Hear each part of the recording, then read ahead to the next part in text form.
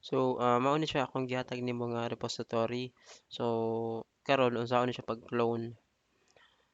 Ari lang sa code. Pwede naman siya i-open diri sa GitHub desktop, pero as of now ato lang siyang gamiton ang link. Ako lang kapihon. Then open ta og folder. So for example, diri lang ako sa downloads ibutang.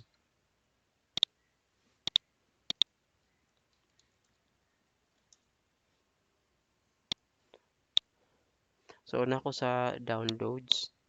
Then ako lang i-clone. So git then clone.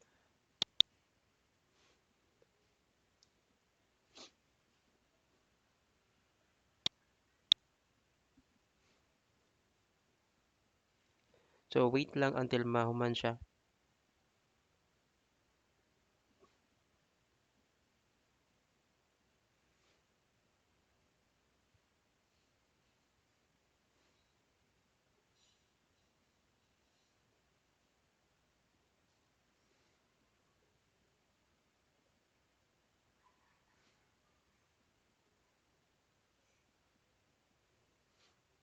Okay, so kumpleto na siya. So ato na siyang i-open diri sa uh, VS Code.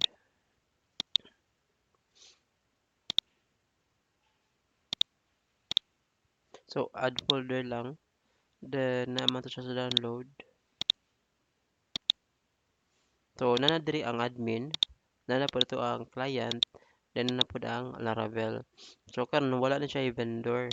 So atong buhaton ani ato siyang installan. I-right click lang na siya, then open integrated terminal. So nana ka sa folder nga Laravel. So ngayon mong ibuhaton na Composer install. So iyang i-install ang mga necessary nga mga library. So wait lang ta until mahuman na.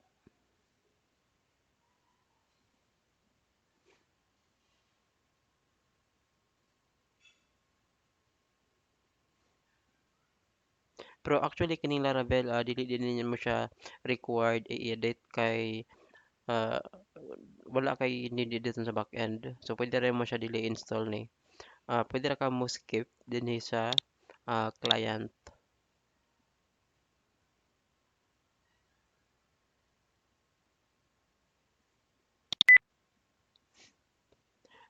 Ako na rin siyang gi-pause og 3 minutes pero wala pa siya nahuman. So proceed lang sa ta sa dinhi sa client. So mo gyapon i-right click lang ang client then open integrated terminal. So ma-open gyapon na siya diri sa client nga folder. So ang imong iparaan is npm then install.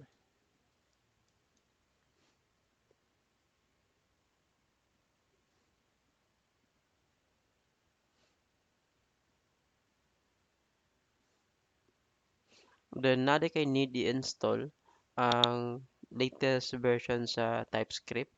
So ang i-type mo is npm then install gihapon then dash capital D. So para na siya sa dependency then type lang ang TypeScript then at latest. So para na ma-install ang latest version sa TypeScript.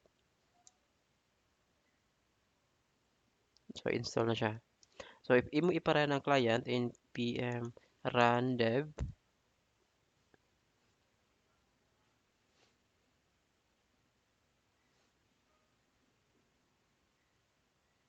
So na siya.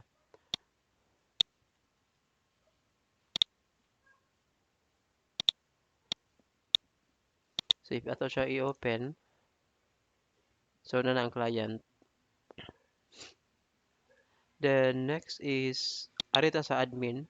The same ra gyapon ari ka sa admin, i-right click gyapon siya. Then npm run npm install na day.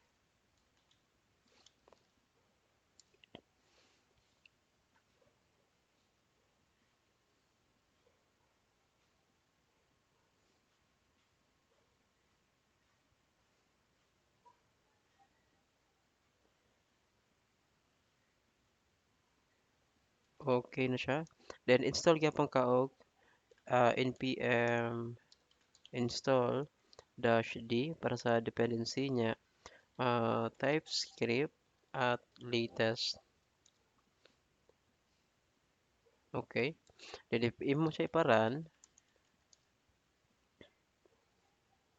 so lahi na na iyang mahimong link kay diri kay 5173 man.